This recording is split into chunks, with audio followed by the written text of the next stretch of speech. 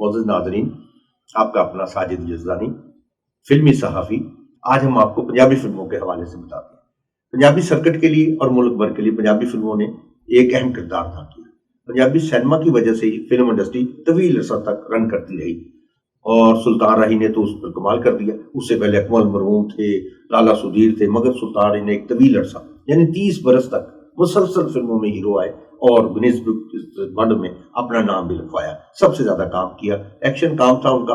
لوگوں کو بعض کو اعتراض بھی ہوگا کہ انہوں نے اس طرح کی فلموں میں کام کیا، مگر چونکہ کمرشلائز تھا، کام دیکھا گیا، پسند کیا گیا، اس لیے وہ صفحے اول کے ہیرو رہے اور مرد دم تک فلموں میں آتے رہے۔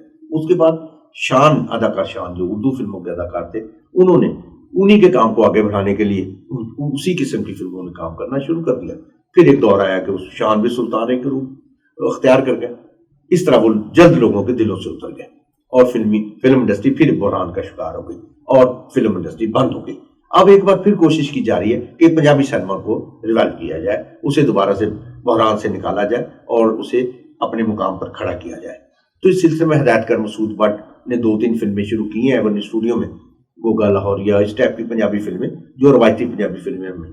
تو انہوں نے اس سے بحران کو ختم کرنے کی کوشش کی۔ انہوں نے گزشتہ دنوں اداکار شان کو بھی طلب کیا اور اپنے دفتر میں بلایا اور انہیں کہا کہ پھر سے دوبارہ وہ کام شروع کریں تاکہ پنجابی سینما ایک بار پھر بحال ہو سکے، کیونکہ پنجاب ایک بڑا فلمی سرکٹ ہے اور لوگ دیکھنے والے بے پناہ لوگ موجود ہیں۔ اس طرح شان نے بھی 2 نئی فلمیں شروع کرنے کا پروگرام بنایا اور محمد رانا تو پہلے سے ہی کام کر رہے ہیں، اور اسی طرح سلطان راہی کے بیٹے بھی کام کر رہے ہیں، حیدر سلطان۔ میں سمجھتا ہوں کہ فلمی صنعت میں پنجابی سینما کا مستقبل روشن نظر آتا ہے۔ پنجابی سینما ایک ایسا سینما ہے جو پوری دنیا میں پاکستان کی شناخت بنا ہوا ہے۔ اردو فلمیں اس وجہ سے تھوڑی سی ناکامی کا شکار ہوئی کہ اردو زبان ہندی زبان سے مماثلت رکھتی ہے۔ ان کی جب سینما پاکستان میں ہندی فلمیں آنی شروع ہوئی تو اس سے پاکستان کی اردو فلموں کو خاصا نقصان پہنچا۔ اس کی وجہ سے اردو سینما بالکل برباد ہو کے رہ گیا، جبکہ پنجابی سینما نے کافی دیر تک فلم انڈسٹری کو کھڑے رکھا۔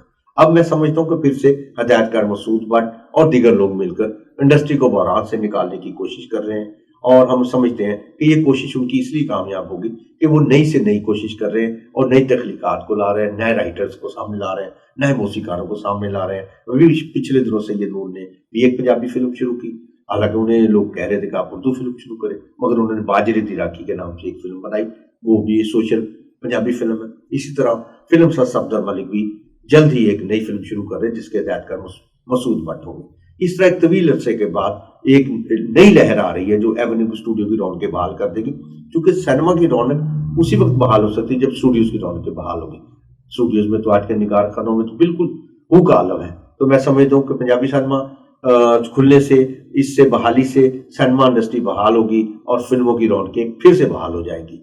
شکریہ۔